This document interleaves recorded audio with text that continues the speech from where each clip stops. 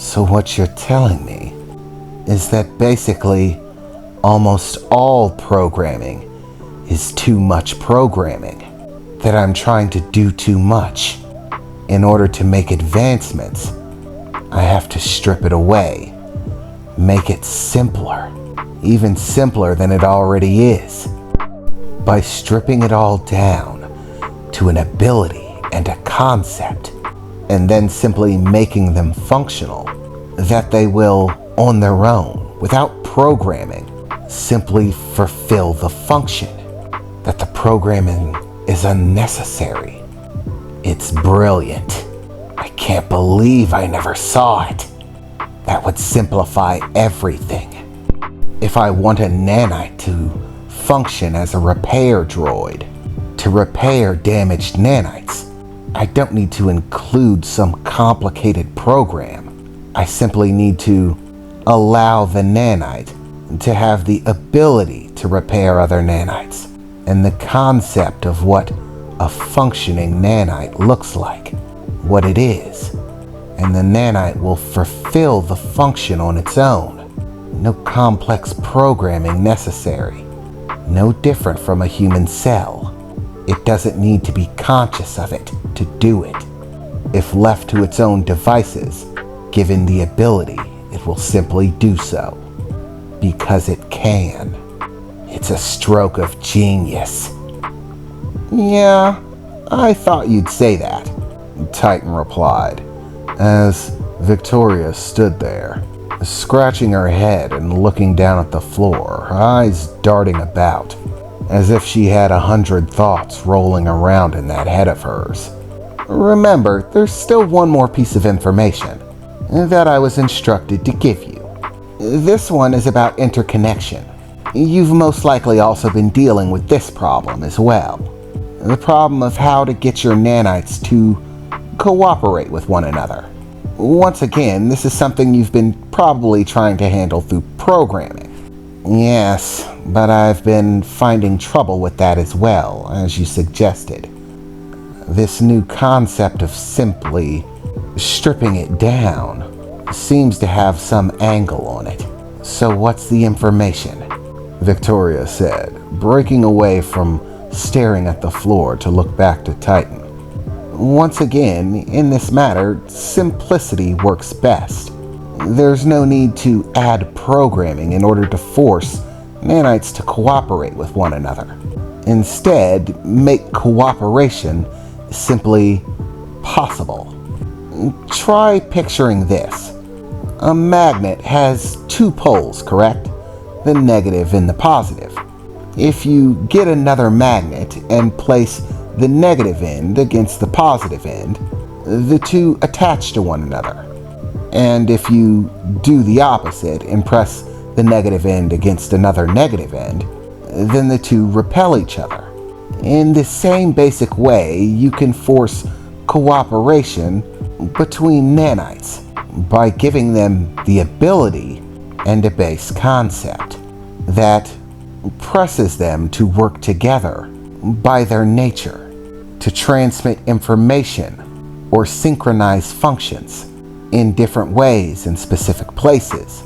Once again, complex programming isn't necessary. If you have a string of nanites and you want them all to begin working on a single task at a single time, instead of trying to give them complicated systems like receivers to pick up wireless signals, or something vastly overcomplicated like that, simply give them the ability to communicate with the nanite next to them. Think of it like this. You have a tree. The tree has roots that bury themselves into the ground, but on top it also has leaves. The trees and the roots are separate, different parts of the tree that fulfill different functions. But in a roundabout sort of way, both the roots and the leaves interact with one another. The roots absorb water from the ground and force that water up through the tree into the leaves. The leaves absorb sunlight from the sun, and through photosynthesis, produce sugars that they flow into the rest of the tree, including the roots.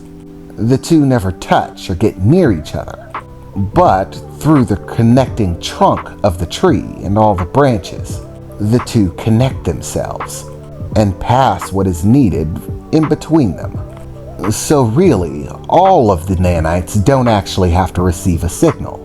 If you give a select group of nanites the ability to perceive a signal, and simply give all the other nanites the ability to receive very base signals from the nanites next to them, which is far less complicated than the nanites that can actually receive signals, only need to send the information down the chain.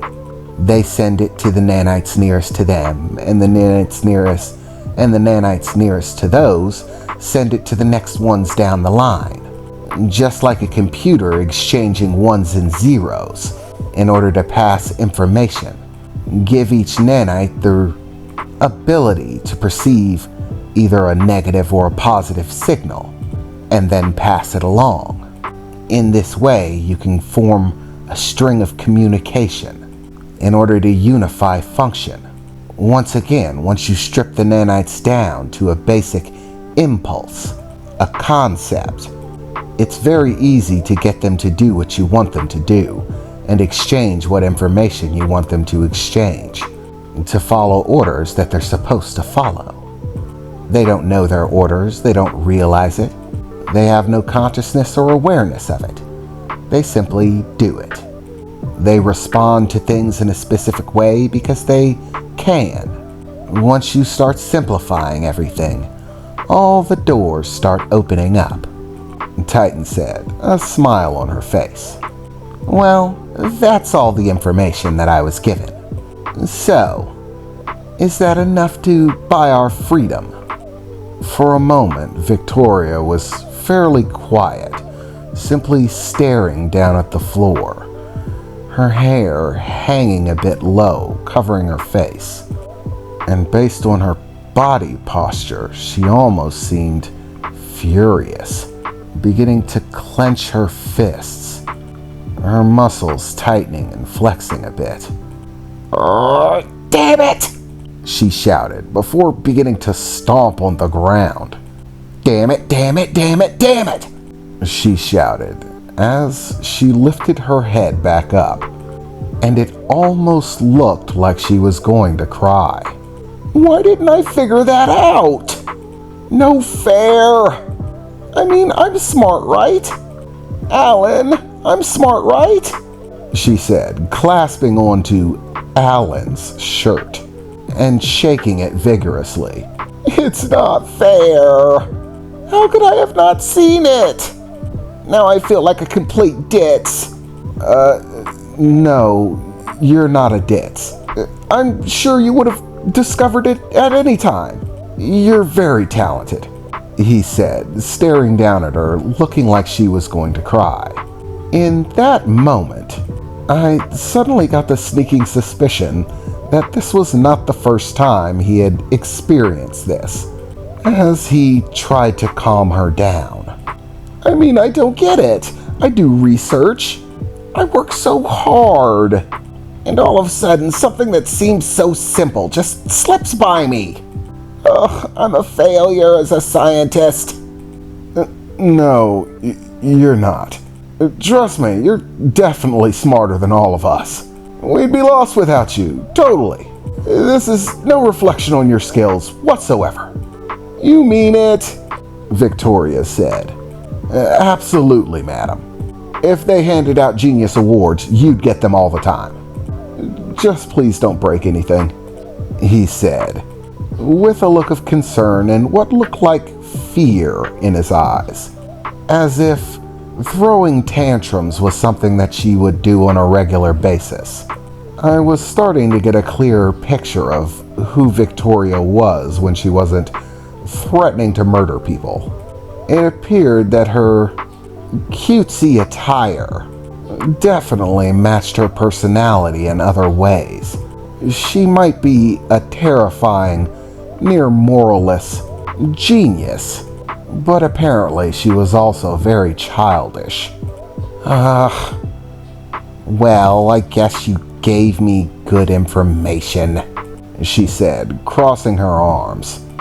I'll honor the deal. You and your friends get to leave. But remember, it only holds out for 24 hours. So beat it before I change my mind, she said, with a scowl as she turned away in a huff.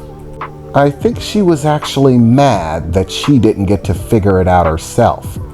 By the look on her face, it almost felt like she would have been more satisfied if she had just gotten to tear us apart and found out. So I wasn't in a rush to stick around and try to suss out how this temper tantrum was going to go. Well, thank you for doing business, and I guess I'll see you later, I said, grabbing Emily and Titan by the hand and beginning to make our way towards the exit. Okay, everyone, get your crap. This warehouse is no longer safe. Pack up. We're going to have to relocate. Yes, ma'am. People started shouting off as they saluted her and quickly started scattering about, unhooking equipment. As myself, Titan, and Emily quickly walked out of the large double-door entrance beside the garage door, breathing a sigh of relief that nightmare was over.